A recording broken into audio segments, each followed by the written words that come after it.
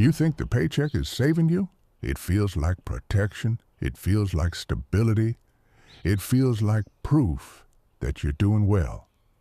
But what if I told you the very thing you believe is securing your life is quietly trapping it? Welcome to this full audiobook experience, The Paycheck Trap. The Paycheck Trap no one warned you about. In this audiobook, we are going to dismantle one of the most dangerous financial illusions of modern life. Not poverty, not laziness, not lack of opportunity, but the trap of comfort. Over the next chapters, you will discover why earning more often makes you feel more stressed, why two incomes can create less security, why salary increases don't translate to freedom, why fixed expenses silently expand, why lifestyle inflation feels invisible, why you can make six figures and still feel broke, and most importantly, how to break free.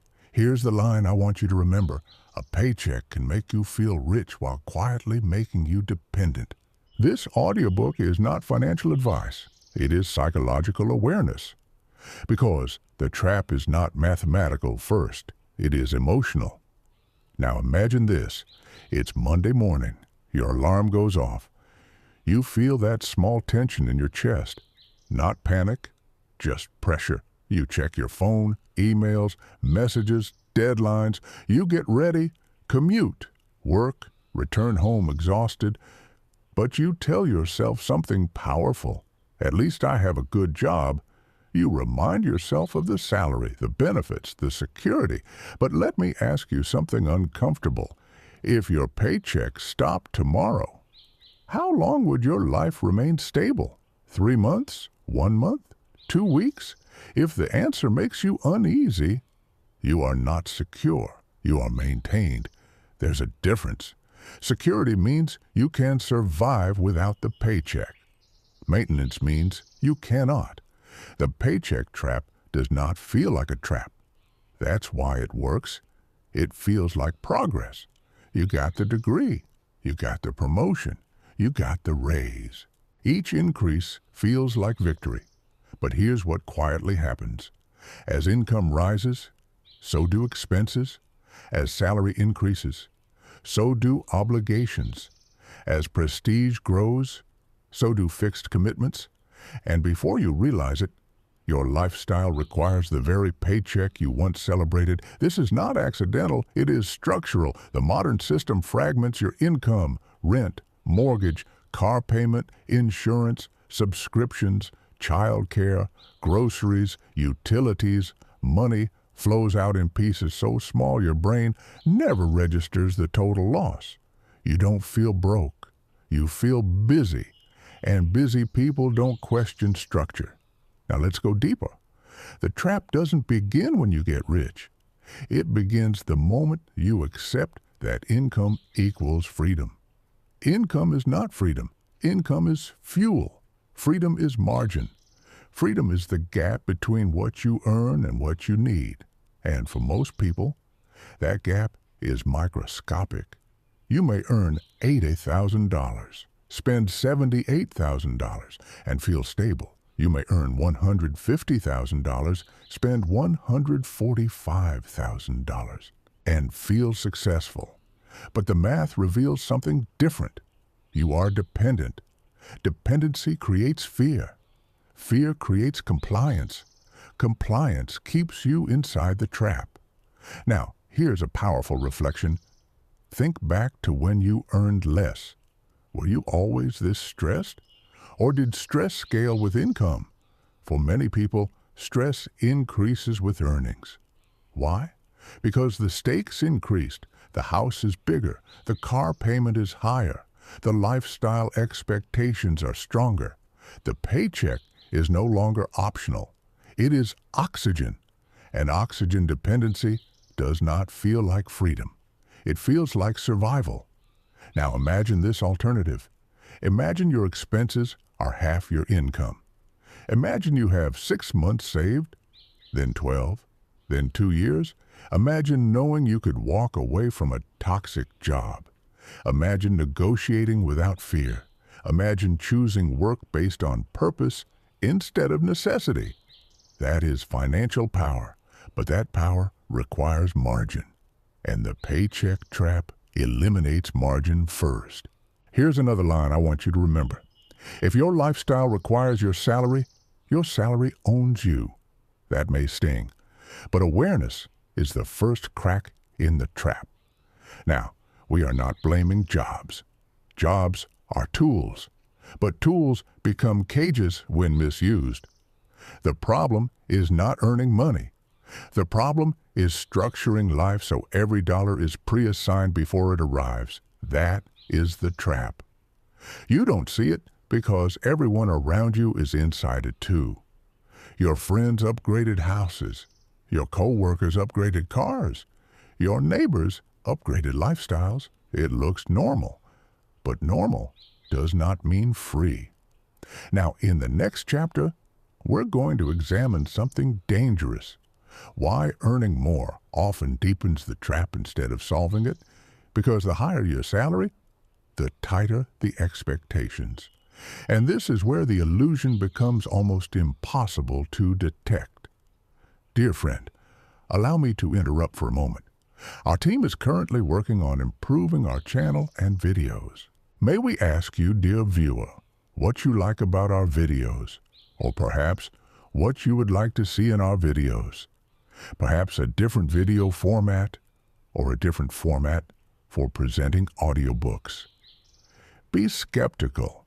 Your skeptical expert opinion can help us improve our videos even more. Thank you very much. We look forward to your comments under the video. Let's continue. Chapter 2, The Raise That Tightened the Noose. The promotion felt incredible. The email, the handshake, the congratulations, the new title, the bigger number on your offer letter. You told yourself, this is it. This is progress, and technically it was. More income, more validation, more proof that your effort paid off. But here's what nobody told you. Every raise carries a hidden invoice, and most people sign it without reading it. In this chapter, we're going to expose something subtle. Why earning more often makes you feel more trapped. Why high-income professionals feel more pressure than ever. Why the raise that was supposed to create freedom quietly created obligation. Here's the line. A raise increases your income. It also increases your lifestyle expectations. Let's slow this down. You were earning $60,000. You managed. Maybe it was tight, but you survived. Then you hit $80, 000, relief. You upgrade your apartment. Nothing crazy, just a little nicer. Then $100,000. You deserve better furniture, better car, better vacations. Then $130,000. You move to a better neighborhood, better schools, better everything. Each upgrade feels logical. Each one feels earned. But here's what quietly happened. Your fixed expenses increased permanently. Rent became mortgage. Mortgage became larger mortgage. Used car became lease. Lease became luxury lease. Budget groceries became convenience food. Public school became private tuition. And now, you cannot go backward without feeling like you're failing. This is psychological inflation. It's not about greed. It's about identity. When income rises, identity shifts. And identity demands consistency. You don't just want more money. You want your lifestyle to reflect your new level. The trap isn't in the raise. It's in what the raise triggers. Let's talk about something deeper. When you earned less, your expenses were flexible. If something went wrong, you could adjust. Cancel subscriptions, delay purchases, move if needed. But when your lifestyle upgrades structurally, you sign contracts, mortgage contracts, car leases, school commitments, insurance premiums. These are not flexible, they are locked. And when expenses lock, Your freedom shrinks. Here's another line. Variable spending is freedom. Fixed spending is obligation. The paycheck trap thrives on fixed costs because fixed costs create dependency. Let's imagine two people. Person A earns $70,000 and spends $50,000. Person B earns $150,000 and spends $140,000. Who is freer? Person A, even though they earn less. Because freedom is not about height of income. It is about width of margin. Now here's where the trap becomes psychological. When you get a raise, your brain does not think, how can I increase my margin? It thinks, what can I upgrade? Because humans equate progress with visible change. We don't celebrate invisible savings. We celebrate visible upgrades. And society rewards visible upgrades, new house, new car, new neighborhood, new lifestyle. Nobody congratulates you for maxing your emergency fund. Nobody applauds when you invest quietly. But everyone notices when you upgrade your SUV. So the system pushes you, subtly, socially, psychologically. Now let's go deeper. Why do raises feel necessary instead of optional? Because as your responsibilities grow, so does fear. Bigger mortgage, bigger obligations, more people relying on you. Suddenly, your salary isn't abundance, it's survival. You no longer feel ahead, you feel pressured. The raise solved nothing, it simply scaled your commitments. Now imagine this alternative. You receive a raise, and you change nothing. You keep your apartment, keep your car, keep your lifestyle stable, and you invest the difference.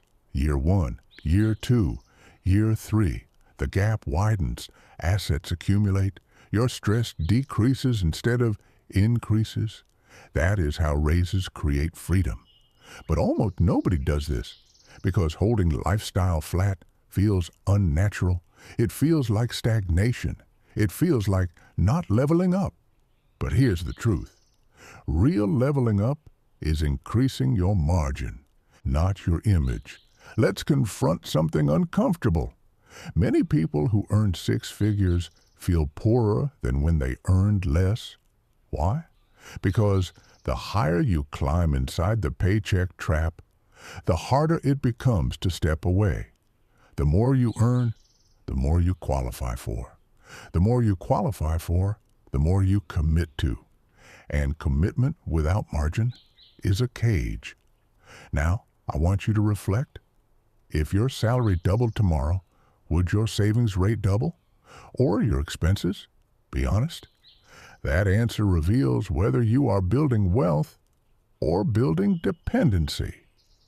In the next chapter, we are going to look at something even more dangerous. The invisible fragmentation of your paycheck. How money leaves in pieces so small, you never feel the total loss. And how this fragmentation keeps you comfortable, while quietly keeping you broke. Chapter 3, The Fragmented Illusion. Your paycheck doesn't disappear all at once. That's why you don't feel it.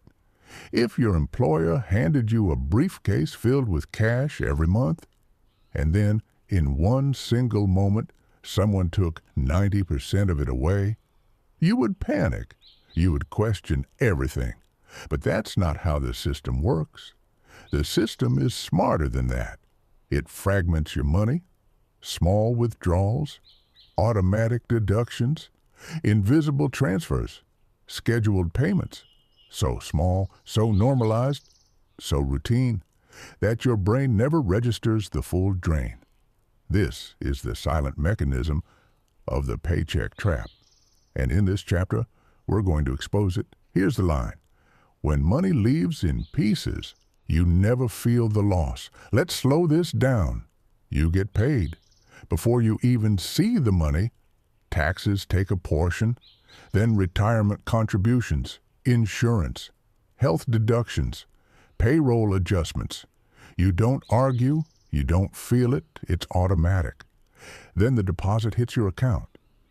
But it doesn't stay. Rent auto drafts, mortgage auto drafts, car payment auto drafts, credit cards auto pay, subscriptions renew, streaming services, gym memberships, software fees, phone bills, utilities. Money leaves quietly, in the background, without drama. Your brain adapts. It never sees a hole. And here's the dangerous part. You experience comfort, not scarcity.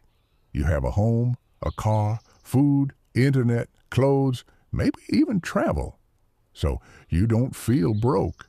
But comfort is not wealth. Comfort is maintenance. Now let's imagine something different. Imagine if, at the end of every month, you were required to manually hand over cash for every bill, physically, stack by stack. You would feel the weight. You would question every contract. You would renegotiate. But automation removes emotional friction, and friction creates awareness. No friction, no awareness, no awareness, no change.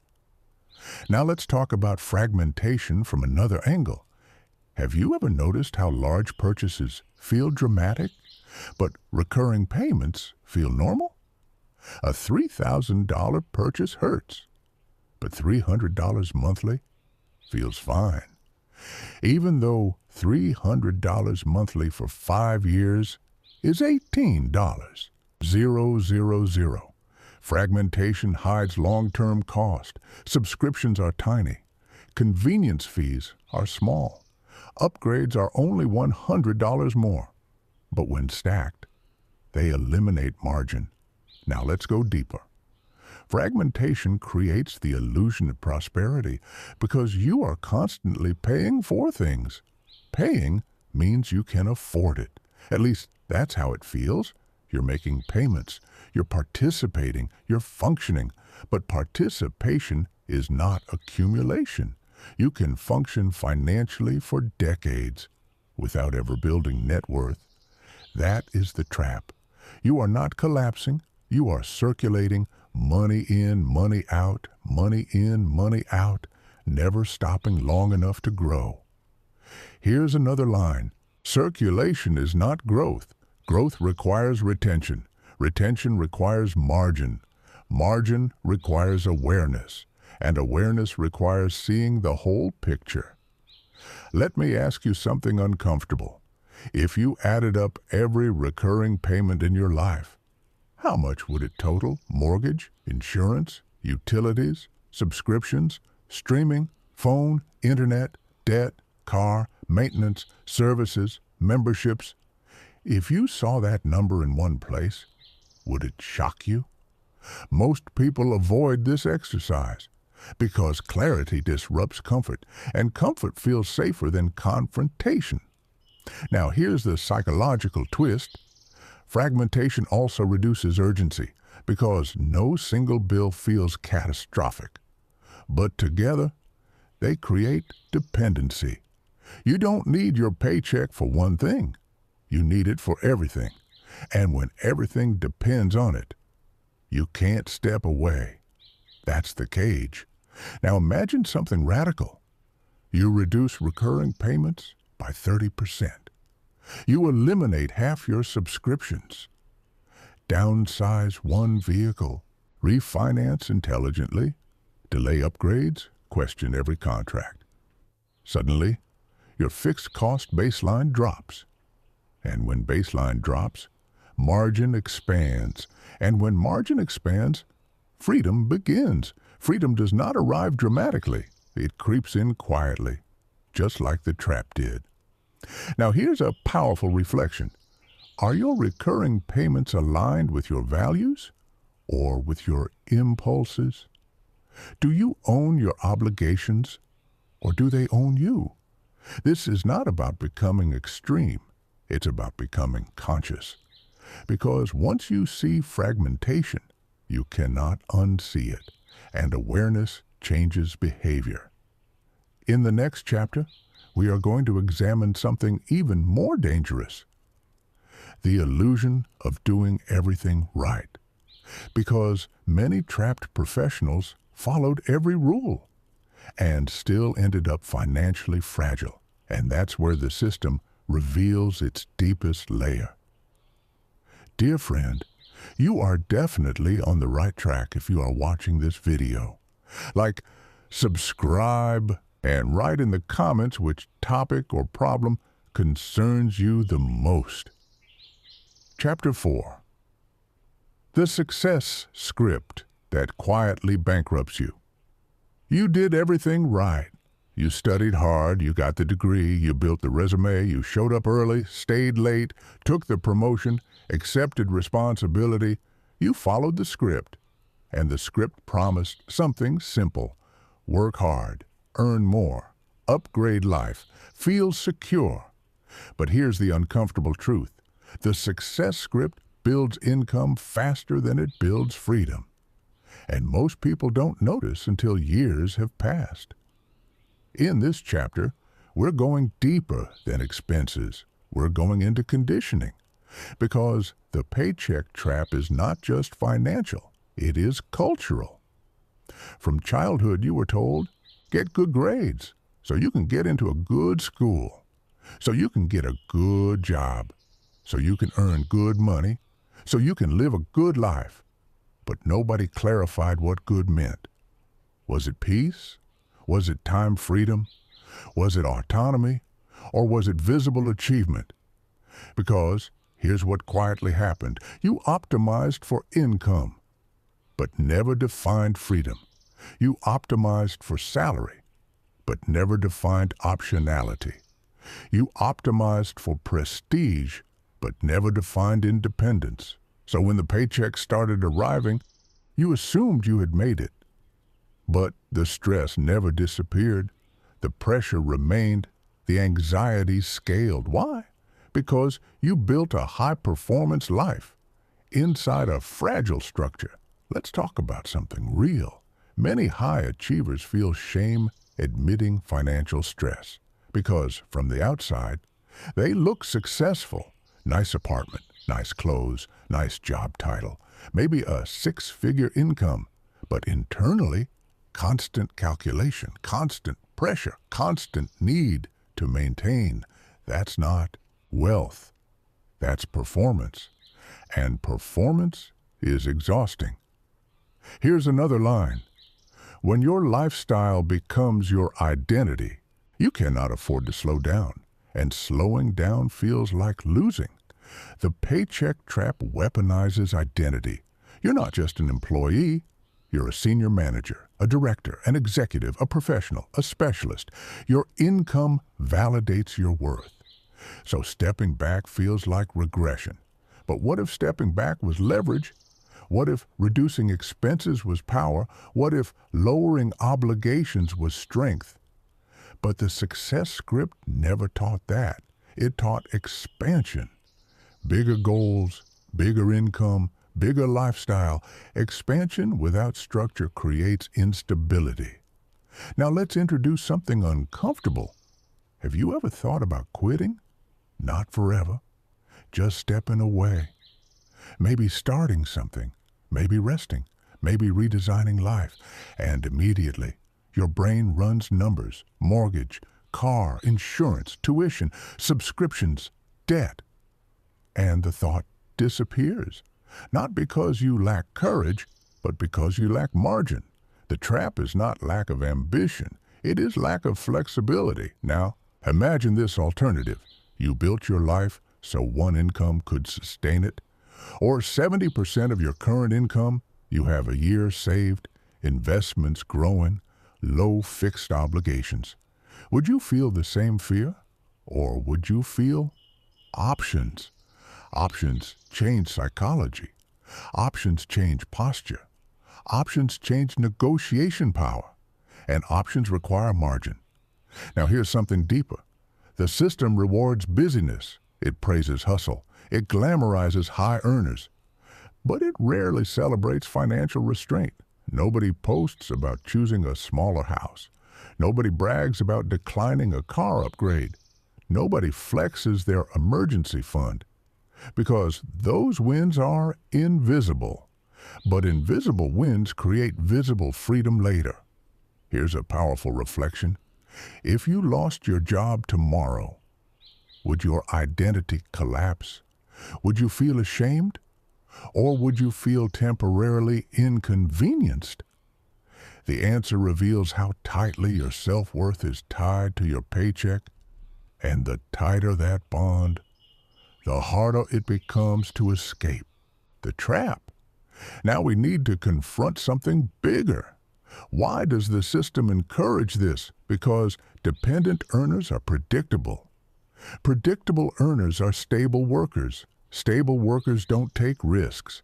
They don't challenge structure. They don't redesign life. They don't step away. They comply. Not because they are weak, but because their obligations are heavy. Now, this is not conspiracy thinking. It is economic reality. An economy thrives on consumption. Consumption thrives on income. Income thrives on employment. Employment thrives on dependency. And dependency thrives on high fixed costs. You see the loop? Work, earn, spend, commit, repeat. Break the loop, and you regain control. But breaking it requires courage, because it means redefining success. It means saying, I would rather have options than upgrades. That sentence alone separates builders from trapped earners. Now in the next chapter, we're going to explore something even more subtle. Why two incomes, something that should create security, often create fragility instead. Because the paycheck trap evolves. And when two salaries enter the equation, the illusion becomes even stronger. Dear viewers, write which city you're from. It's interesting to see which corners of the world are watching our videos. Chapter 5. The double income. Illusion. Two incomes should mean double security. That's what logic says. If one paycheck creates stability, two should create strength. If one salary builds a life, two should build a fortress. But here's the uncomfortable truth. Two incomes don't create freedom if both are already spent. And this is where the paycheck trap evolves. It becomes stronger, more convincing, more socially accepted, because now it looks even more successful. Let's paint the picture. Two professionals, both educated, both employed, combined income 6 figures. They should be thriving, but instead, they are exhausted, financially tight, living month to month, constantly negotiating schedules, barely seeing each other, and quietly wondering, how are we making this much and still feeling this stressed? The answer is not irresponsibility, it's structure. Let's go deeper. When two incomes enter a household, something psychological happens. The baseline expands. The mortgage approved is larger. The neighborhood shifts. The car upgrades. The vacations improve. The expectations rise, not recklessly, gradually, reasonably. It feels logical. If we both work, we deserve better. But here's the catch. You built your fixed costs around two incomes, which means you burned your backup plan. Let that sink in. In a single income household, if the earner loses their job, the other partner can enter the workforce. There is margin. In a dual income household where both salaries are required to sustain the mortgage, the cars, the school, the lifestyle, there is no reserve. There is no emergency lever. There is only fragility. Here's another line. If your lifestyle requires both incomes, you have zero financial elasticity. Elasticity is the ability to absorb shock, and shock is inevitable. Job loss, health issue, burnout, family emergency, market downturn. Without elasticity, stress multiplies. Now here's the subtle trap. Dual income households often justify larger fixed costs because the combined income qualifies them. Banks approve, real estate agents encourage, society normalizes. You buy the house that two salaries can support. But you rarely ask, what happens if one disappears? Because optimism hides risk, and risk feels abstract until it isn't. Now let's get uncomfortable. How many households could sustain their current lifestyle on one income alone? Not comfortably, just survive. If the answer is no, you are operating at 100% capacity, and anything operating at 100% capacity without reserve is fragile. Now here's something deeper. Two incomes also create time scarcity. Both partners work, commute, manage responsibilities, return home depleted. Exhaustion increases convenience spending, more takeout, more services, more outsourcing, more paid shortcuts, not laziness, energy management. But those small conveniences compound. Now the second income isn't building wealth. It's financing the exhaustion created by itself. That's the irony. You're not building surplus. You're stabilizing stress. And here's the final twist. Two incomes create social pressure. You compare with other dual income households. They upgraded. You upgrade. They renovated. You consider it. They enrolled their kids in private school. You feel behind. Competition escalates. Costs rise. Margin shrinks. And the illusion strengthens. You look successful. But internally, you're balancing everything on both paychecks arriving on time. Now imagine something radical. You structure life so one income covers essentials.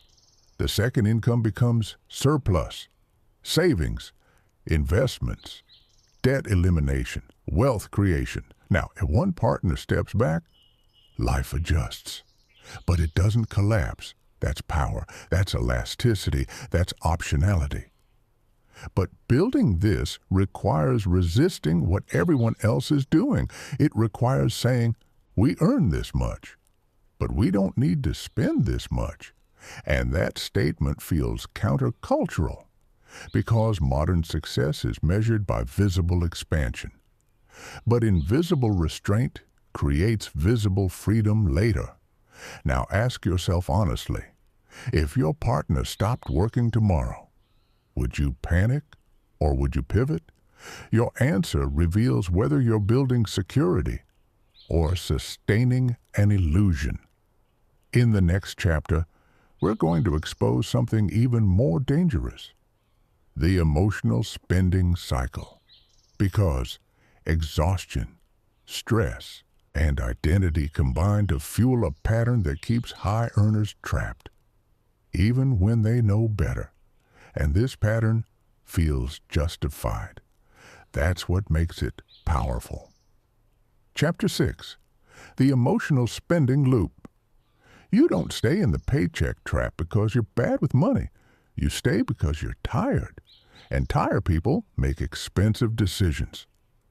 Let's talk about something rarely discussed. High earners don't always overspend because they're careless.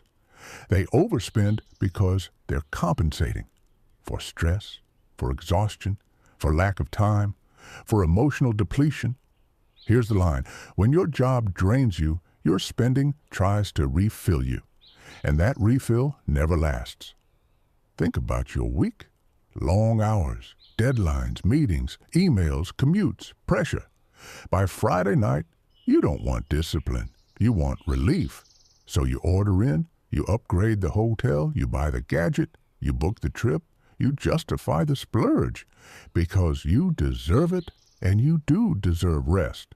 But here's the trap. You're using money to treat symptoms of a structure you never redesigned. You're not spending for joy, you're spending for recovery, and recovery spending becomes routine.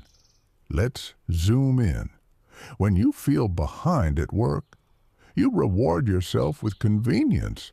When you feel unappreciated, you validate yourself with visible purchases. When you feel overwhelmed, you escape through consumption. It's emotional regulation through money, and the system encourages it. Work hard, treat yourself, repeat. Now imagine this cycle playing out for years. Income rises, stress rises, spending rises, obligations rise, dependency rises, and every increase in income gets absorbed by lifestyle inflation, fueled by emotional fatigue. Here's a powerful question. If you loved your work and felt energized every week, would your spending look different? For most people, the answer is yes, because much of their consumption is compensation.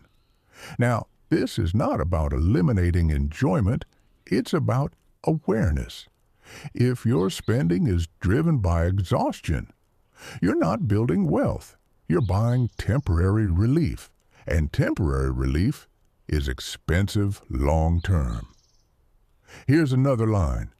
If your lifestyle is your therapy, your bank account will always pay the bill. That's not judgment, it's observation. Now let's go deeper.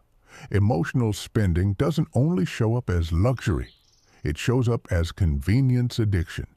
Food delivery instead of cooking, ride shares instead of public transport, subscription stacking, paid shortcuts everywhere. Each decision makes sense in isolation, but together, they create fixed costs that feel non-negotiable.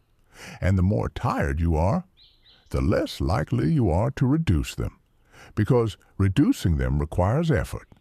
Effort you no longer have. Now here's where it gets even more subtle. High earners often compare themselves to peers. Peer groups shape norms.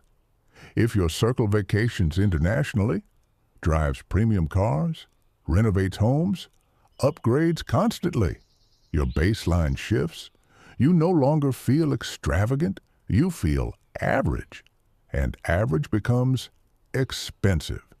Now pause and reflect. Are you spending because you truly value something, or because you need a break from something? There's a difference, and the difference determines whether money becomes leverage or station. Here's the shift that breaks the loop. Instead of using money to relieve stress, use structure to reduce stress, lower fixed costs, build margin, create flexibility, reduce dependency. When your life requires less income to sustain, your job loses its psychological grip. You no longer need relief purchases because the pressure drops. And when pressure drops, spending becomes intentional instead of reactive. Now imagine a life where your monthly expenses are 50% of your income. Imagine automatic investing, emergency fund built, low debt, minimal fixed commitments. Would Friday night still feel like financial release or just normal relaxation? The paycheck trap thrives in pressure. Reduce pressure, and the trap weakens. But reducing pressure requires confronting something most people avoid: status. Because much of our spending is not about comfort, it's about signaling. And in the next chapter, we're going to expose the status game that quietly keeps high earners financially stuck. Because the trap isn't only structural, it's social, and social pressure is powerful. Chapter 7. The status game. You didn't know you joined. No one sits you down and says, "Congratulations. You are now competing." It just happens. You get the job. You move into a better area. You meet new peers. And suddenly, the baseline shifts. What was once impressive becomes normal. What was once luxury becomes standard. And what was once optional becomes expected. Here's the line you need to hear. The fastest way to stay broke at a high income is to compete with people who are also trapped. Status is subtle. It doesn't scream. It whispers. It whispers when you upgrade your car because your coworkers did.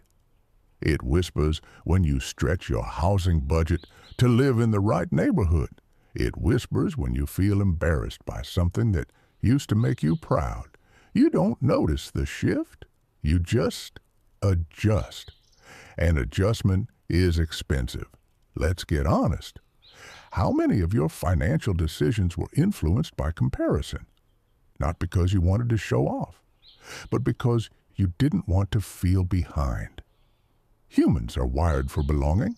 Belonging often means mirroring, and mirroring often means spending. Now here's where the trap deepens. Status expenses become fixed expenses. The house in the desirable zip code, the car that fits your level, the private school, the club membership, the lifestyle standard. You don't want to downgrade because downgrade feels like failure. But here's the uncomfortable truth. Sometimes the most powerful financial move is invisible to everyone else. And invisible moves don't win applause. They win options. Now let's go deeper. Status isn't only about objects, it's about identity. You worked hard to reach this level. You sacrificed. You pushed. Now you feel entitled to reflect that success outwardly. And there's nothing wrong with enjoying your success. But the problem begins when your image becomes non-negotiable, when your identity requires upkeep, when your self-worth depends on visible markers. Because once your identity becomes expensive, you must keep earning to maintain it. Now imagine something radical. Imagine you define success privately instead of publicly. What if success meant low stress, high margin, investment growth, time autonomy, flexibility, peace? Would you still choose the same house, the same car, the same monthly commitments, or would you choose differently? The paycheck trap thrives on public validation. Freedom thrives on private metrics. Now ask yourself this. If no one could see your lifestyle, what would you keep? That question strips away performance. It reveals value. Here's another line. If you're financing an image, you're delaying independence. And independence is quiet. It doesn't need display. It doesn't need admiration. It needs margin. Now consider something most people never calculate. Status inflation. Every time your income rises, your social circle often shifts. New circle, new baseline, new expectations, new expenses. And each jump requires maintenance. It's like climbing a ladder where every rung costs more to stand on. Now imagine stepping off that ladder, not down, sideways, choosing alignment instead of appearance, choosing savings over signaling, choosing ownership over optics. It takes courage because people may not understand. They might question, they might judge, they might assume something's wrong. But here's what they don't see. You're building leverage. You're building resilience. You're building the ability to say no. And the ability to say no is wealth. Now here's the deeper layer. Status competition keeps you focused on external comparison instead of internal growth. Instead of asking, how can I build assets? You ask, how can I maintain perception? Instead of asking, how can I reduce dependency? You ask, how can I keep up? And keeping up is exhausting because there is no finish line. There is always someone earning more, spending more, displaying more. If you tie your satisfaction to comparison, you will never feel secure. Now here's a powerful shift.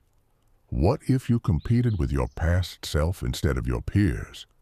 What if your metric was lower fixed costs than last year, higher savings rate, greater investment contributions, more margin, less stress? That's a game you can win. And it compounds because wealth is not built through comparison. It's built through consistency. Now we move into something even more foundational because even if you resist status pressure, even if you control emotional spending, even if you reduce fixed costs, there's one more invisible force locking you into the paycheck trap. It's called predictability. And predictability feels safe until it becomes dependency. In the next chapter, we're going to examine why the comfort of a steady paycheck can quietly prevent you from building real leverage, because sometimes security is the most seductive trap of all. Friend, write your opinion on this topic in the comments. Do you agree with us or not? I'm interested to hear your thoughts. Chapter 8. The comfort of predictability. There is something powerful about a steady paycheck. It arrives on schedule. It feels reliable. It creates rhythm. Every 2 weeks, every month, like clockwork. And your nervous system loves that. Predictability feels like safety. You can plan. You can budget. You can relax, at least temporarily. But here's the quiet truth most people never examine. Predictability can create dependency disguised as stability. Let that settle, because the very thing that feels secure can slowly erode your urgency to build independence. Now, this isn't about hating employment. It's about understanding psychology. When income is predictable, you adapt your life around that certainty. You structure your bills to align with paydays. You plan vacations around bonus cycles. You upgrade when raises hit. The paycheck becomes your foundation, and foundations shape behavior. But here's the question almost no one asks. What happens when predictability disappears? Because in today's world, nothing is guaranteed. Industries shift, companies restructure, markets tighten, automation expands, roles vanish. Yet many people build their entire financial identity around one predictable stream. One source, one employer, one salary. That's not security, that's concentration risk.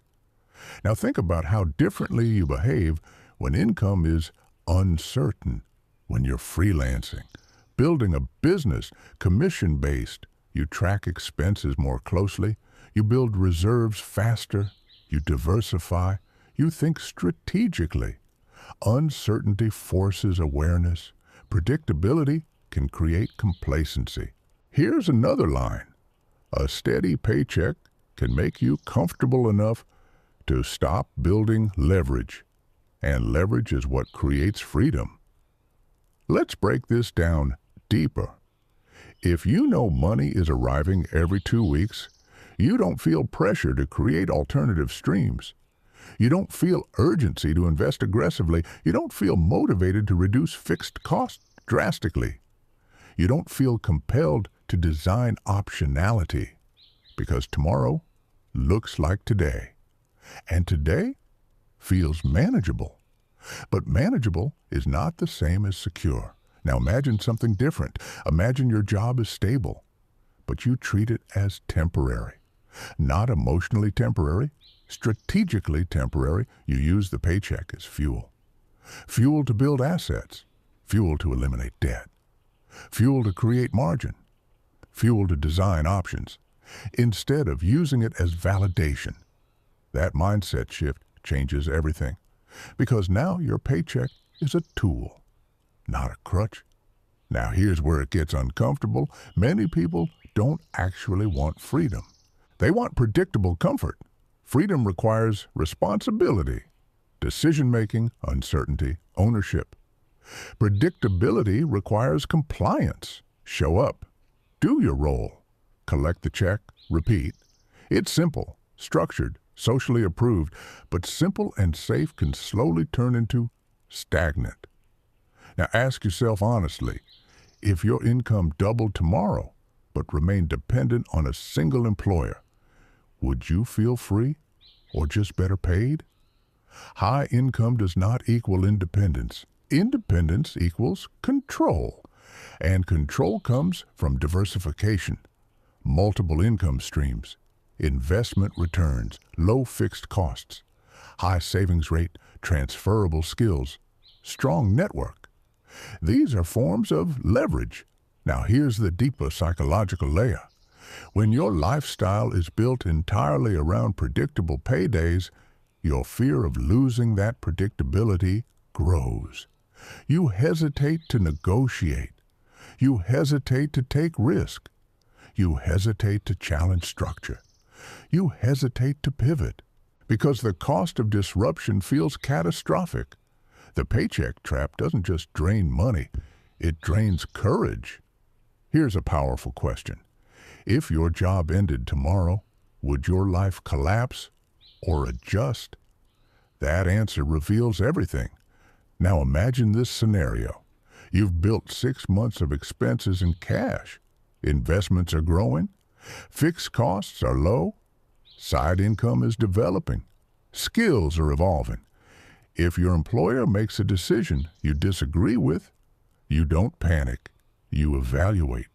That posture alone changes power dynamics. Because power doesn't come from income, it comes from options. Now think about this. When was the last time you evaluated your life without assuming your paycheck continues forever? Most people don't. They treat continuity as guaranteed, and guarantee breeds fragility. The wealthiest individuals don't rely on predictability. They create systems. Systems that generate income without daily labor. Systems that reduce dependency. Systems that compound. Predictability is comfortable. Systems are liberating, and liberation requires intention. Now, in the next chapter, we're going to address something that fuels this entire structure, debt. Because debt amplifies the paycheck trap. Debt converts predictability into obligation, and obligation is the chain most people willingly accept. We're going to break that down next. Chapter 9. Debt, the silent enforcer. Debt doesn't shout. It doesn't knock on your door every morning. It doesn't demand attention loudly. It simply waits, quietly, patiently, and every time your paycheck arrives, it takes its share. Before you breathe, before you invest, before you build. Here's the uncomfortable truth. Debt turns your paycheck into a promise you already spent. Let that sink in. Because most people don't feel trapped by income. They feel trapped by obligation. Mortgage, car loan, student loans, credit cards, personal loans. Buy now, pay later subscriptions disguised as convenience. Individually, they seem manageable. Collectively, they create dependency. Debt doesn't only cost money, it costs flexibility. When your fixed obligations are high, your choices shrink. You can't take time off. You can't reduce hours. You can't pivot easily. You can't take calculated risks because the minimum payments don't pause when your courage rises. Now, let's break something down clearly. There are two types of debt in this world: strategic debt and lifestyle debt. Strategic debt builds assets. Lifestyle debt maintains appearance. The paycheck trap thrives on lifestyle debt. You finance the car. You finance the furniture. You finance the upgrades. You finance the deserved reward.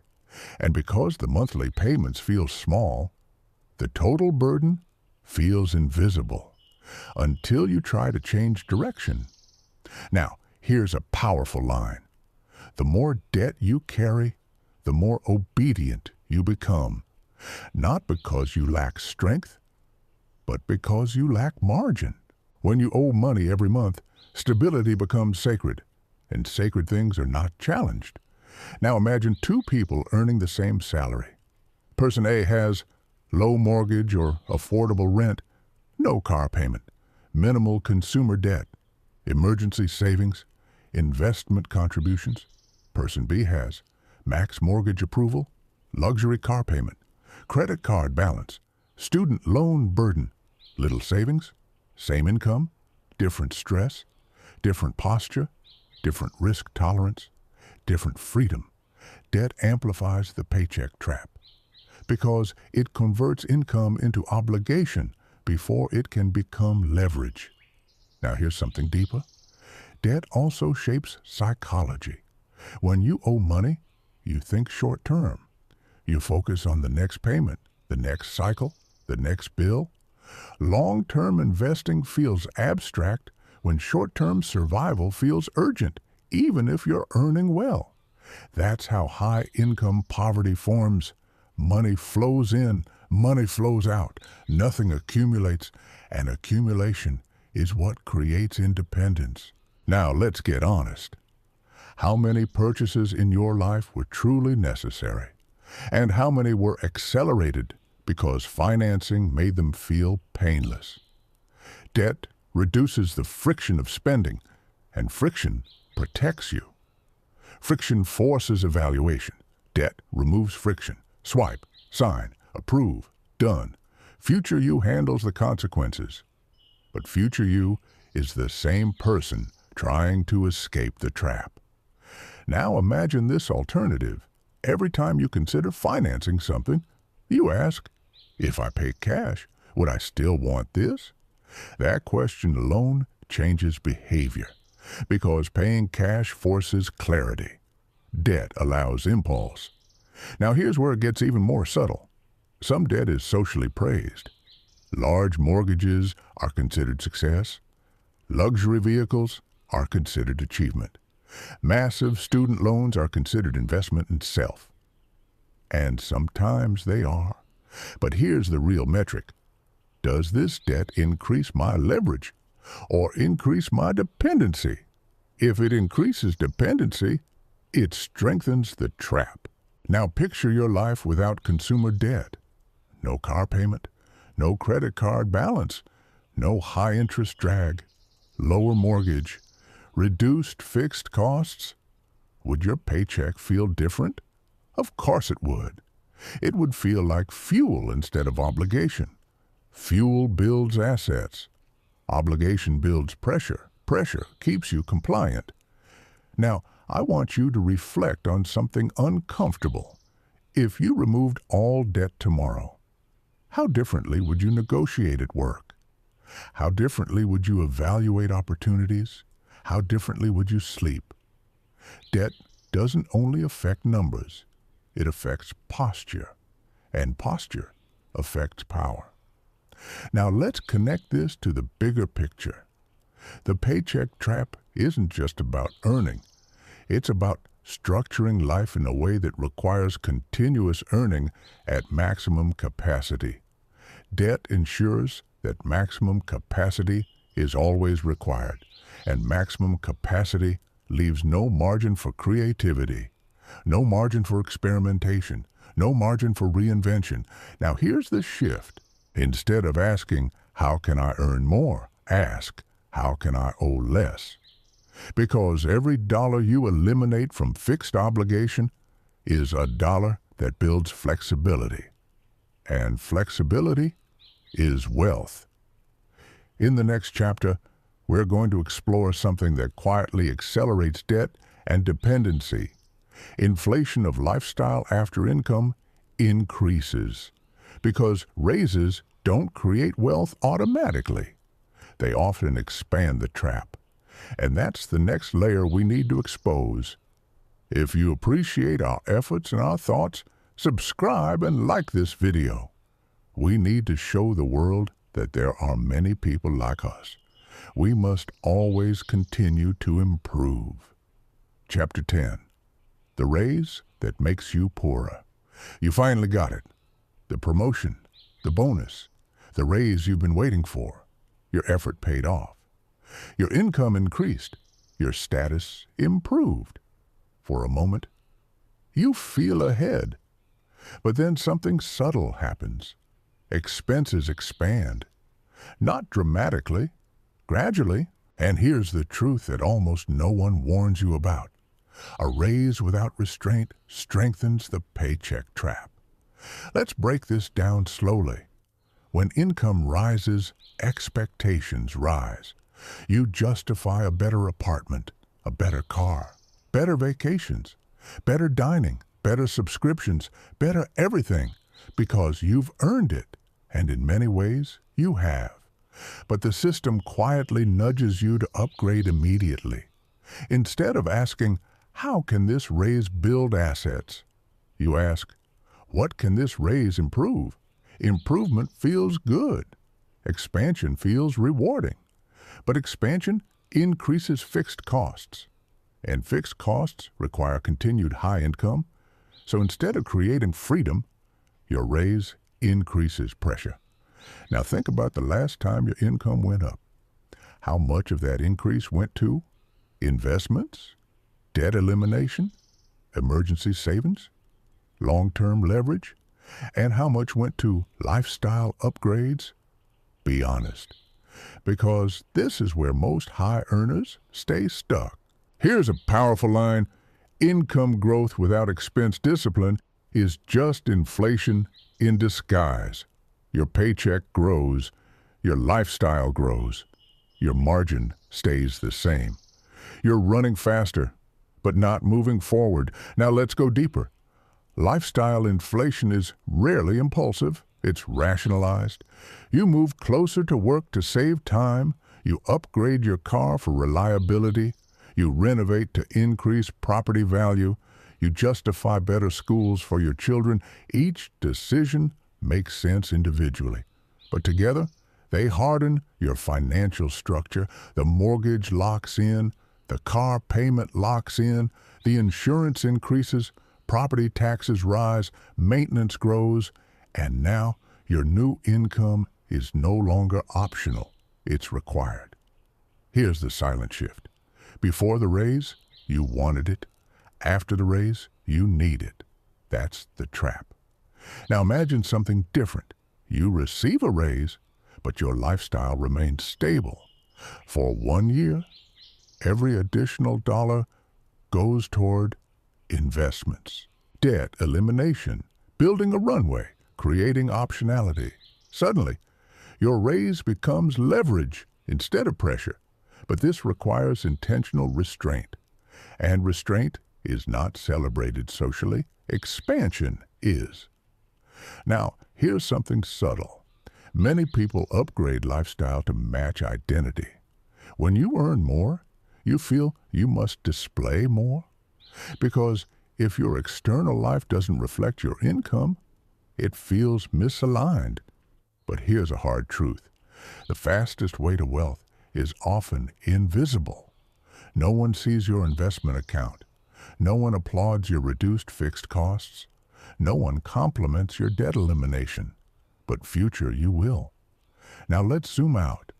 If every raise you've ever received had gone entirely to investments, what would your financial position look like today? That question can sting. But awareness is power, because you can shift now. Now, let's address something psychological. Raises also reduce urgency. When income increases, you feel progress. Even if your net worth hasn't changed much, you feel upward movement. That feeling can create complacency. You stop optimizing. You stop cutting. You stop questioning structure. Because the raise feels like proof that things are working. But proof of income growth is not proof of financial freedom. Those are different metrics. Here's the real metric. Can you reduce income tomorrow without panic? If the answer is no, your raise expanded the trap, not your freedom. Now I want you to imagine a 5-year strategy. Every raise for 5 years goes directly into assets, passive income, debt reduction, emergency reserves. Lifestyle remains stable. 5 years later, your income is the same, but your obligations are lower, your investments are higher, your runway is longer, your leverage is stronger. Now your paycheck is optional, not required. That's transformation. Now let's confront something deeper. Why is it so hard to resist lifestyle inflation? Because it feels like self-denial, and no one wants to feel like they're restricting themselves after earning more. But reframing changes everything. It's not denial, it's acceleration. It's compressing consumption today to expand freedom tomorrow. And that expansion compounds. Now here's the transition. We've talked about income, debt, status, dual incomes, emotional spending, lifestyle inflation, but there's something even deeper beneath all of this: fear. Because the paycheck trap survives on fear. Fear of losing income, fear of falling behind, fear of instability, fear of judgment. And until you confront that fear, you won't restructure your life. In the next chapter, we're going to confront the fear of instability head on, because what you think is security may simply be avoidance of uncertainty. And uncertainty is where growth begins. Chapter 11, the fear that keeps you employed. Let's talk about the emotion underneath everything, not the numbers, not the budgets, not the strategies. Fear. Because the paycheck trap is not maintained by math, it's maintained by emotion. Specifically, the fear of instability. Here's the truth most people won't admit. They don't stay in jobs they dislike because they love the work. They stay because they fear uncertainty more than they dislike discomfort. And uncertainty feels dangerous. You were taught from childhood that stability equals safety. Stable job, stable income, stable routine, stable path. Stability was praised. Risk was warned against. So when the idea of stepping outside the predictable arises, your nervous system reacts.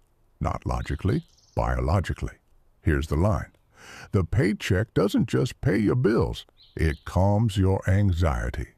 That's why leaving feels terrifying, even when you have savings, even when you have skills, even when you have ideas. Because your brain equates predictability with survival. But here's the paradox. Sometimes the thing that feels safest is the very thing limiting your growth. Let's go deeper.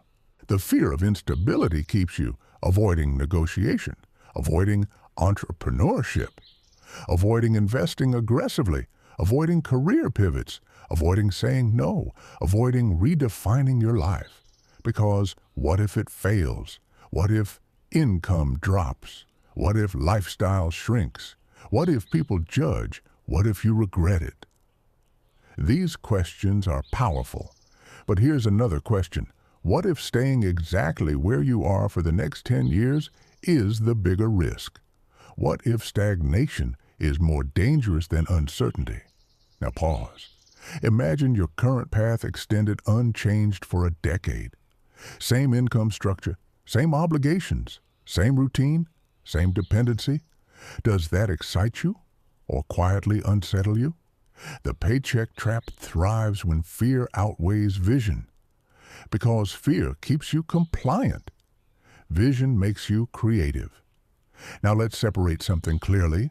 There is reckless risk, and there is strategic discomfort. Reckless risk ignores planning. Strategic discomfort builds runway first. You don't need to quit tomorrow. You don't need to burn bridges. You don't need dramatic exits. But you do need to reduce fear, and fear reduces when margin increases. Savings reduce fear. Low fixed costs reduce fear. Multiple income streams reduce fear. Transferable skills reduce fear. When you build those, the paycheck loses its emotional dominance. Now here's something subtle. Many people say they want freedom, but when given the opportunity to take a calculated step toward it, they hesitate. Because freedom requires responsibility. In employment, someone else decides direction. Someone else absorbs risk. Someone else structures the system. In independence, you decide. You adapt. You own outcomes. That responsibility can feel heavier than the paycheck. Now here's the reframe. Freedom is not about eliminating work. It's about eliminating forced work. When you remove dependency, work becomes choice. Choice changes posture. And posture changes confidence. Now, let's go deeper into psychology.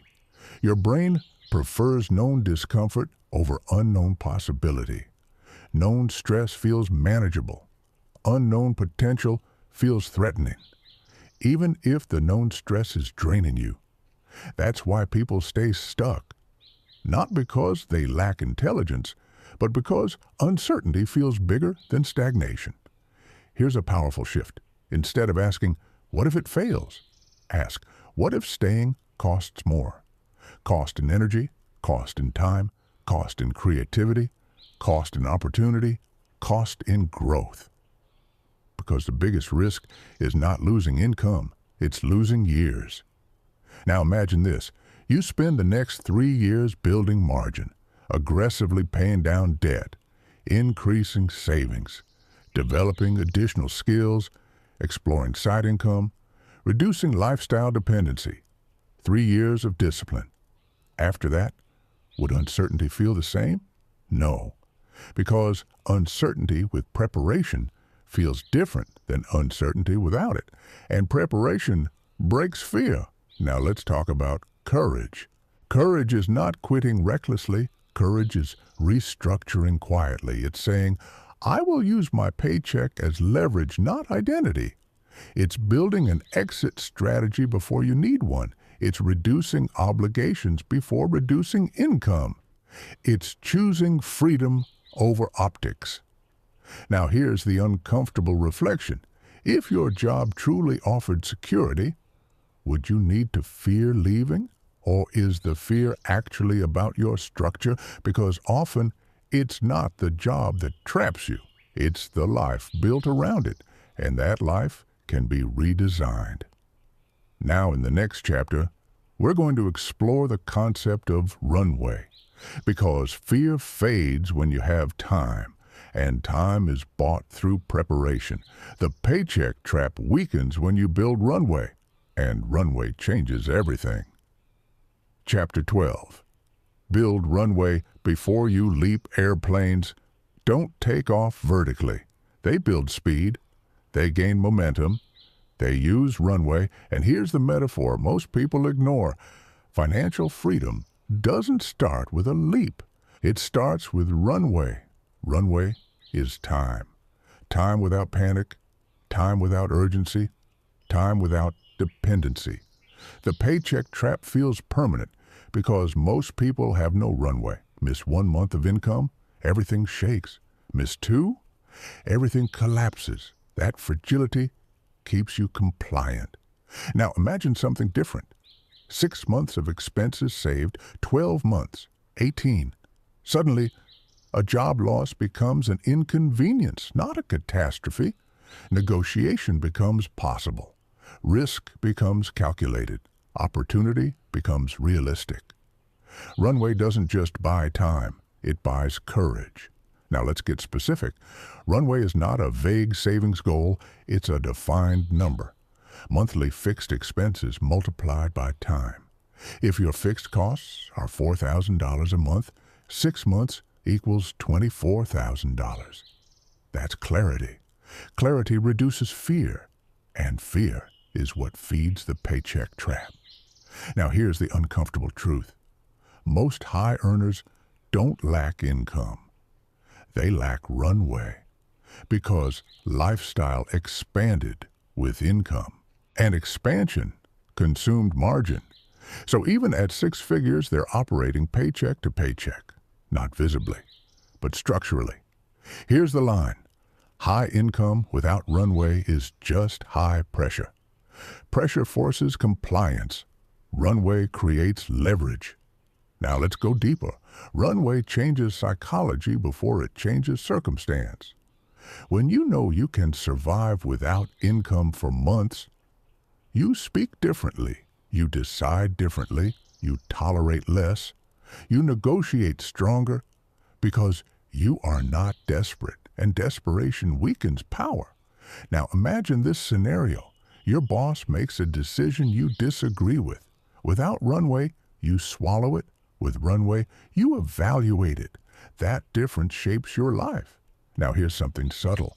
Runway is not only financial, it's skill-based. Transferable skills are runway. Network strength is runway. Side income is runway. Investment growth is runway. Runway is optionality.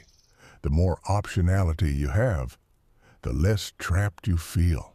Now let's address resistance. Some people say, I can't build runway. My expenses are too high. That statement reveals the trap. If expenses are too high to build margin, the structure needs redesign. Runway is not built through income alone. It's built through discipline.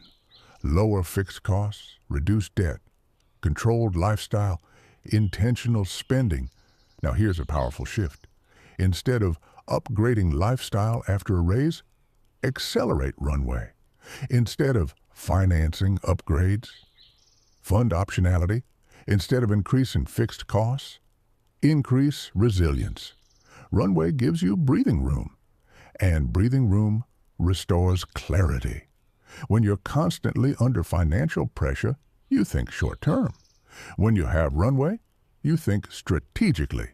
Strategic thinking builds wealth. Now imagine two people. Both earn $120,000 per year. Person A has 3-month savings, high mortgage, car payments, minimal investments.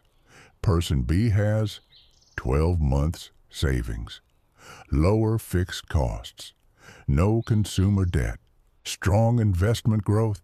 If both lose their jobs tomorrow, who sleeps better? Same income, different structure. Structure determines security, not salary. Now here's where runway becomes transformational. Once you have it, you stop seeing your job as your lifeline. You see it as a funding source for assets, funding source for investments, funding source for optionality. The emotional grip weakens, and when emotional grip weakens, creativity returns. You begin exploring, building, learning, positioning. You don't need to quit. You need to prepare. Preparation creates calm. Calm creates strategy. Strategy builds wealth. Now let's move one level deeper. Runway is not about escaping work. It's about escaping forced dependence. Because the paycheck trap is not employment. It's reliance without margin. Employment can fund freedom. Dependence prevents it. Now in the next chapter, we're going to confront something even more foundational. Time. Because the paycheck trap doesn't only cost money, it costs years, and once time is gone, it doesn't return. We're going to talk about the hidden time cost of living inside the trap, and that might be the most expensive part of all. Chapter 13. The years you don't notice. Losing money can be earned again. Time cannot. That sentence is simple, but if you truly feel it, it changes everything. The paycheck trap is not only expensive in dollars, it's expensive in years. Here's a line. You don't pay for the paycheck trap with money, you pay with time, and time is the only non-renewable resource you have. Now let's slow down. Think about the last 5 years. How quickly did they pass? Work weeks blurred together. Mondays became Fridays. Projects replaced seasons. Deadlines replaced memories. You were busy, productive, responsible. But were you building freedom or maintaining structure? There's a difference. Most people don't notice the cost of the trap because it feels normal.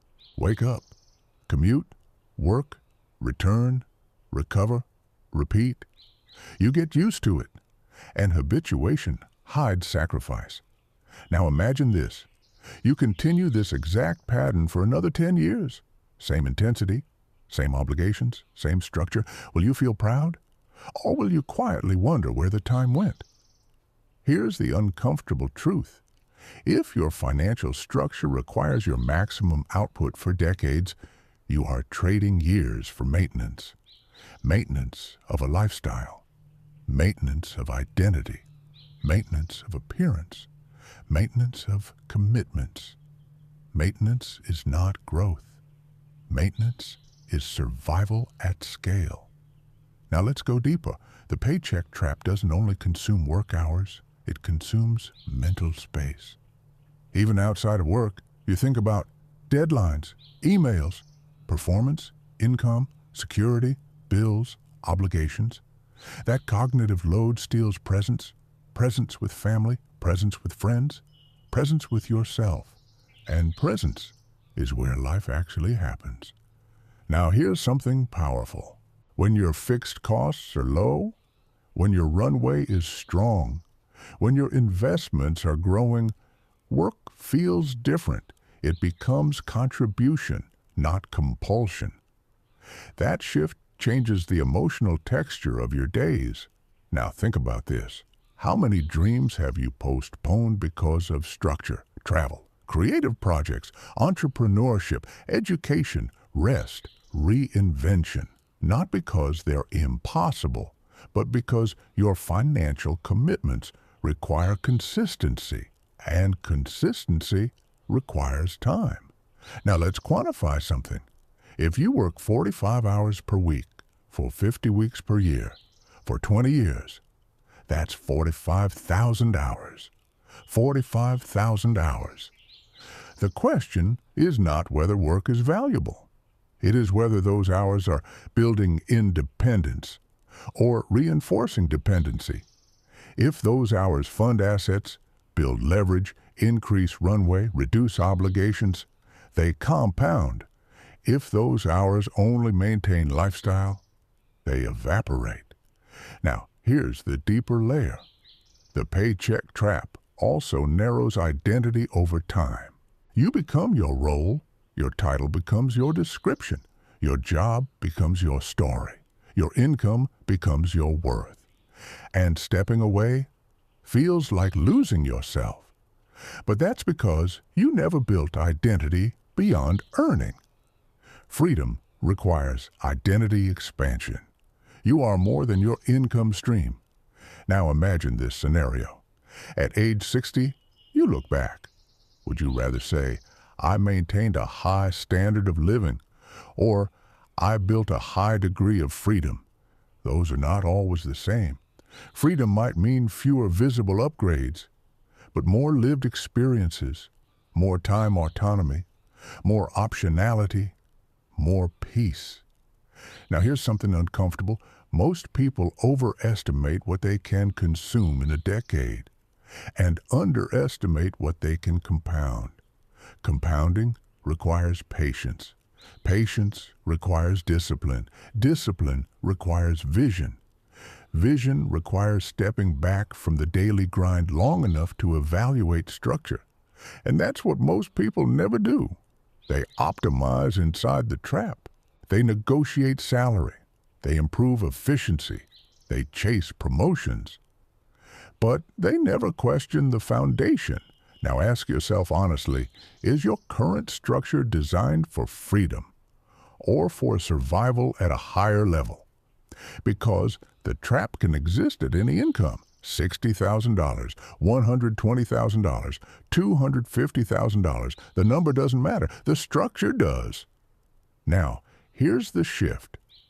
Instead of measuring success by annual income, measure it by years of freedom funded. If your investments cover 1 year of expenses, that's 1 year of freedom. If they cover 5, that's 5. That metric changes priorities because now every dollar invested is time reclaimed. Every expense reduced is flexibility gained. Every debt eliminated is pressure removed. Now imagine compressing consumption for 5 years. Aggressive saving, disciplined investing, lifestyle restraint. 5 years of intentional building and the next 20 years funded partially by assets. That's exponential thinking. But it requires short-term discomfort, and most people choose immediate comfort over long-term freedom. Now, here's the real cost of the paycheck trap. Not stress, not obligation. Opportunity cost. The businesses not started. The risks not taken. The skills not developed. The paths not explored. because structure felt safer. Now we move into something critical. If you recognize yourself in this trap, what now? Awareness without action becomes frustration. So in the next chapter, we're going to design the escape strategy. Not dramatic, not reckless, strategic, step by step. Because breaking the paycheck trap is not about quitting your job. It's about redesigning your structure, and structure can be rebuilt. Chapter 14. The Escape Plan. Without burning everything down. Let's make something clear. Escaping the paycheck trap is not about quitting your job tomorrow. It's not about reckless decisions. It's not about dramatic exits. It's not about posting, "I finally did it" on social media. It's about restructuring quietly, strategically, deliberately. Here's the line. You don't escape the paycheck trap by leaving your job. You escape it by reducing your dependency. That changes everything, because dependency is structural, and structure can be redesigned. Now let's build this step by step. Step 1. Stabilize. Before you dream about freedom, you must create margin. Track every fixed expense. Identify what is truly necessary. Identify what is optional but normalized. Identify what is draining runway. No judgment, just clarity. Clarity creates control. Now step 2, reduce fixed costs. Not dramatically, strategically. Renegotiate subscriptions. Refinance high-interest debt. Sell assets that no longer serve. Downsize where possible. Delay upgrades. Every dollar removed from obligation increases flexibility. And flexibility is leverage. Here's another line. Freedom begins the moment your expenses stop dictating your choices. Now step 3, accelerate runway. Every raise, build runway. Every bonus, build runway. Every unexpected income spike, build runway. Instead of celebrating with expansion, celebrate with resilience, because resilience compounds. Now step 4, increase optional income. This is not about burnout, it's about diversification. Develop skills that can generate revenue independently. Freelance strategically, consult. Build digital assets, invest consistently, even if it starts small. Small streams become rivers over time. The paycheck trap weakens the moment your income is not singular. Now here's something powerful. Optional income changes psychology immediately, even if it only covers 10% of your expenses. Because it proves something. You are not entirely dependent. That shift restores confidence. Now step 5, invest with intention, not random speculation, not emotional trading. Strategic, long-term asset building, index funds, real estate, if structured wisely, business ownership, intellectual property, assets that produce without constant labor. Because the goal is simple, income without attendance. Attendance-based income is effort. Asset-based income is leverage. Now here's where most people hesitate. They say, this will take years. Yes, it will. And that's the point. Because the paycheck trap took years to build. It won't disappear in a weekend. But 5 disciplined years can change the next 30. Now imagine this. 5 years of reduced fixed costs, aggressive investing, building alternative skills, growing side income, eliminating consumer debt, expanding runway. 5 years of intentional structure. After that, your paycheck is a choice, not a necessity. That is power. Now let's address something important. You don't need to hate your job. You need to detach your identity from it. You can work, earn, perform. But internally, you are building independence. That mindset alone changes energy. Now, here's a reflection. If you started today, what would your financial structure look like in 3 years? better than today. Guaranteed. Because intention compounds. Now here's the deeper transformation. Escaping the paycheck trap is not just financial, it's emotional. When you reduce dependency, fear reduces. When fear reduces, confidence grows. When confidence grows, creativity returns, and creativity builds opportunity. Now imagine waking up knowing, I don't have to be here. I choose to be here. That sentence changes posture. Now in the next chapter, we're going to talk about the mindset shift required to sustain this transformation. Because structure without mindset collapses under pressure.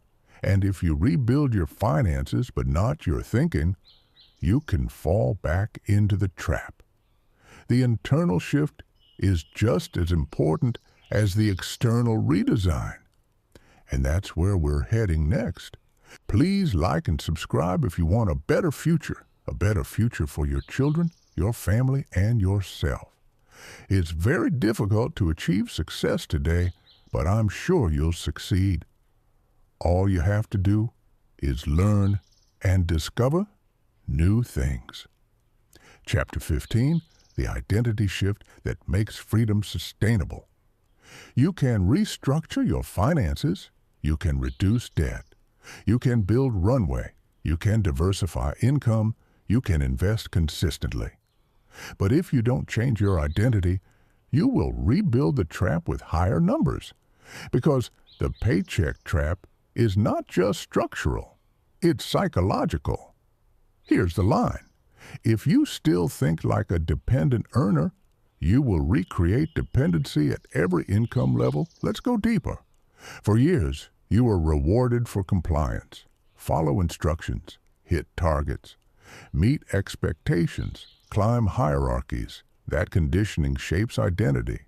You begin to see yourself as someone who receives direction, executes tasks, earns based on time, trades effort for money. That's employee identity. And there's nothing wrong with it, but it becomes limiting when you want freedom. Freedom requires a different internal posture. Ownership identity. Ownership identity asks different questions. Instead of, how do I perform better? It asks, how do I build systems? Instead of, how do I earn more? It asks, how do I create leverage? Instead of, how do I secure my role?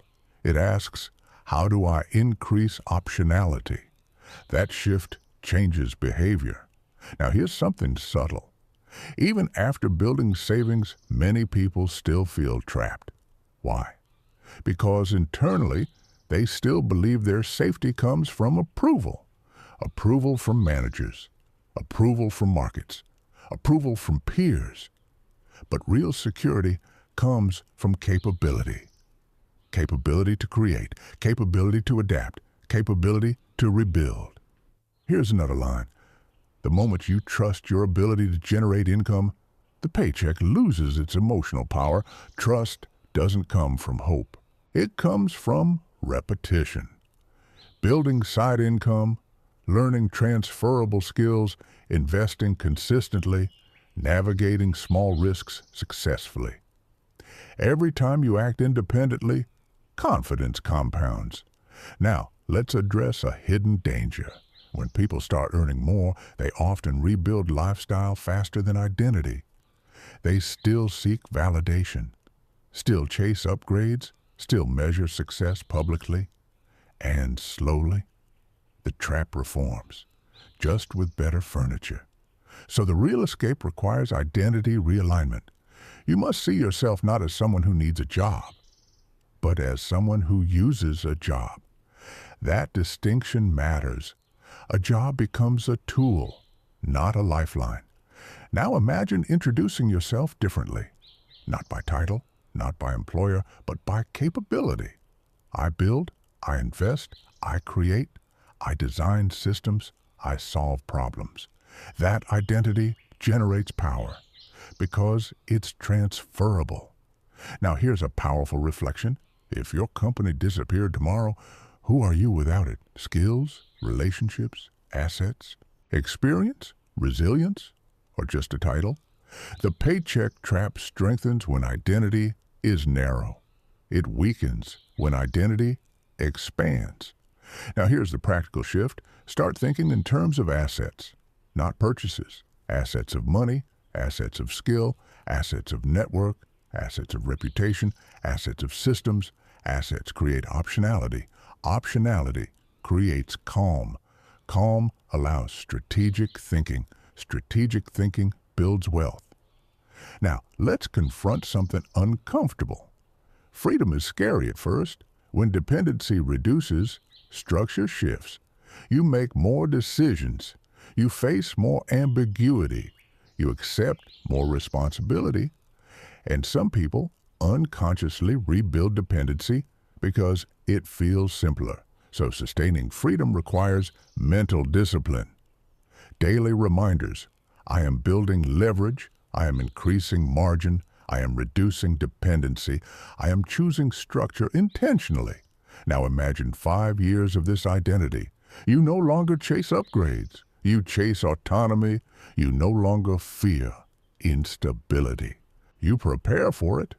You no longer measure success by salary. You measure it by runway. You no longer seek validation. You seek leverage.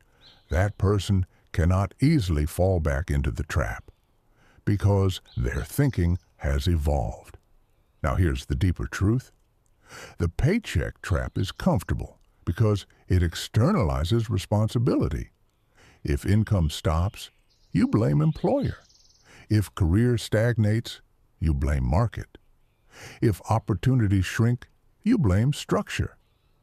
Ownership identity removes excuses, and that's uncomfortable, but uncomfortable builds strength.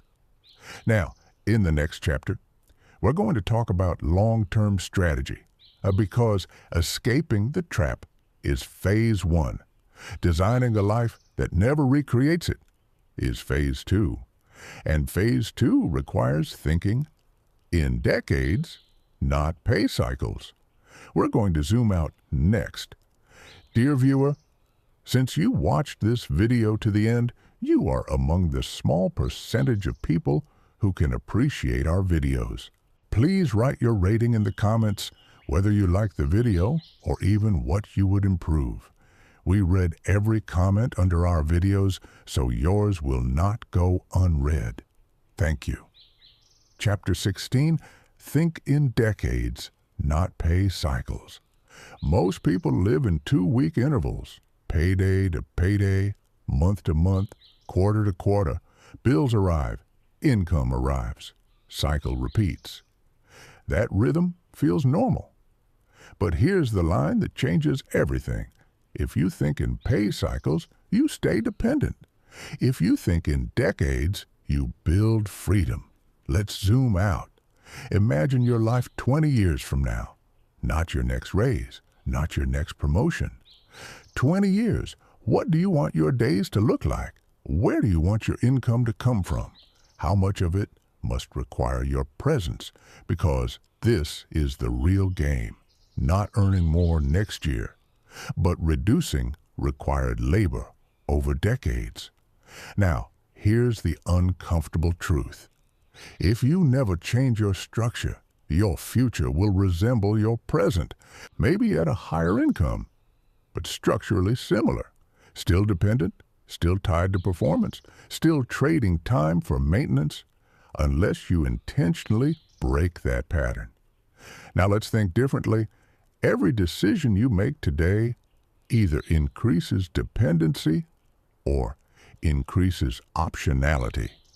Every dollar spent on lifestyle inflation extends your required working years. Every dollar invested in assets reduces them. That's the math most people ignore. Here's another line. Wealth is not about how much you earn this year. It's about how many years you can fund without earning. That reframes everything. If your investments could cover 1 year of expenses, you own 1 year of freedom. If they could cover 5, you own 5. If they could cover 20, you are structurally independent. Now imagine building toward that quietly. 10% invested, then 20, then 30. not forever, but intentionally. For 5 to 10 years, aggressive accumulation, minimal lifestyle expansion, high focus. After a decade, your income is no longer your foundation. Your assets are. That's the pivot. Now let's address resistance. People say, I don't want to sacrifice my best years. But here's the counterpoint.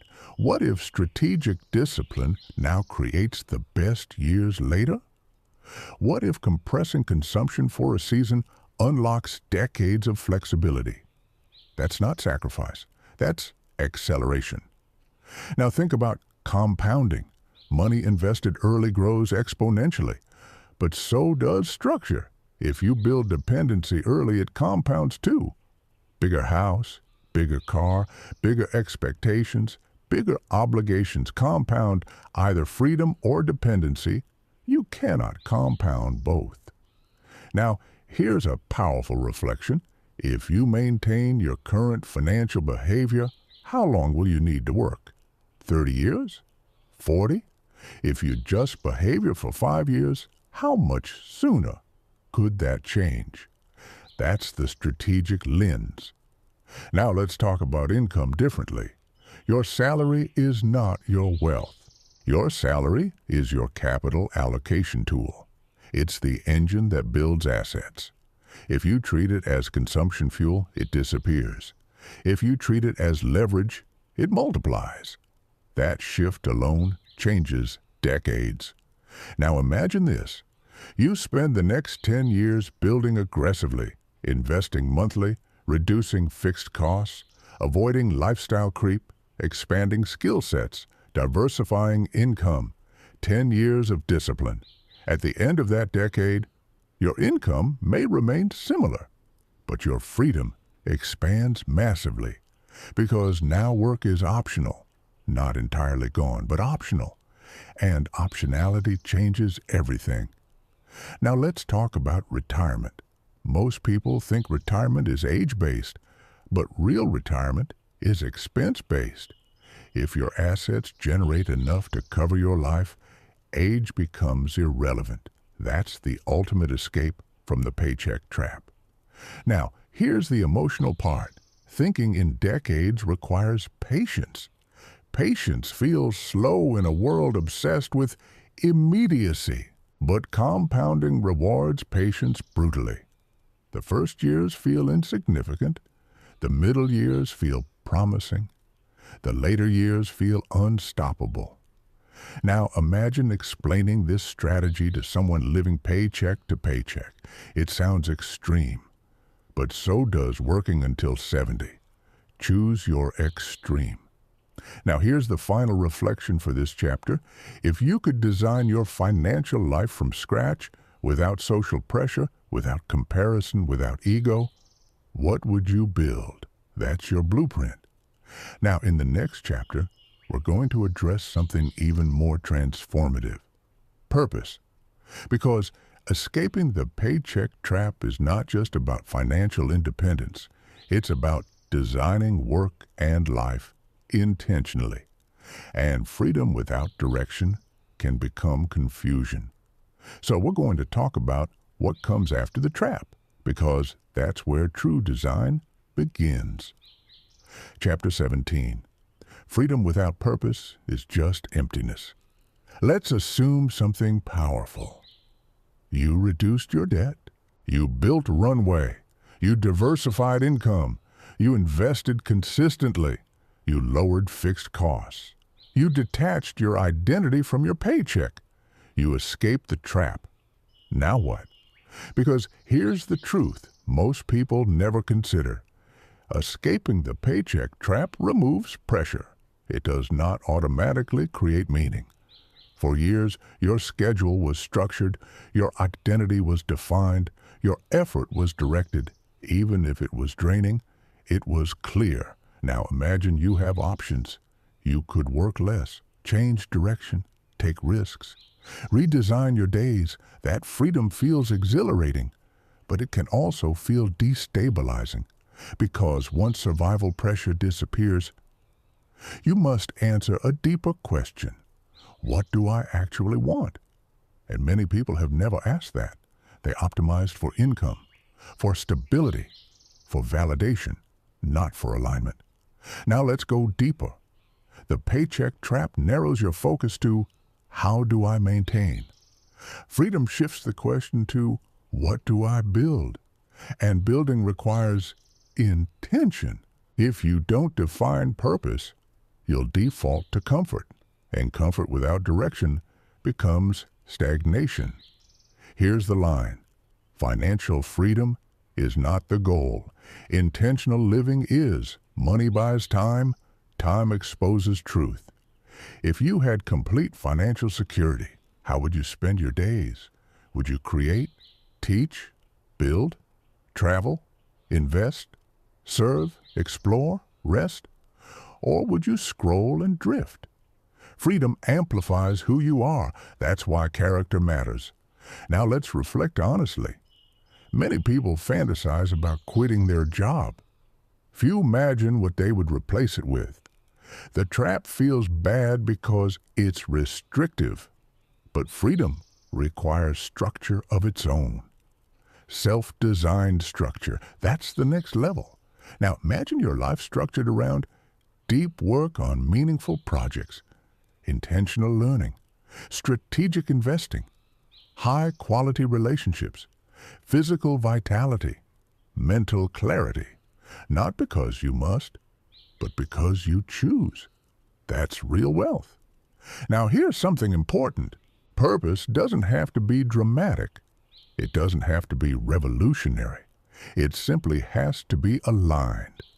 Aligned with your values, aligned with your energy, aligned with your strengths.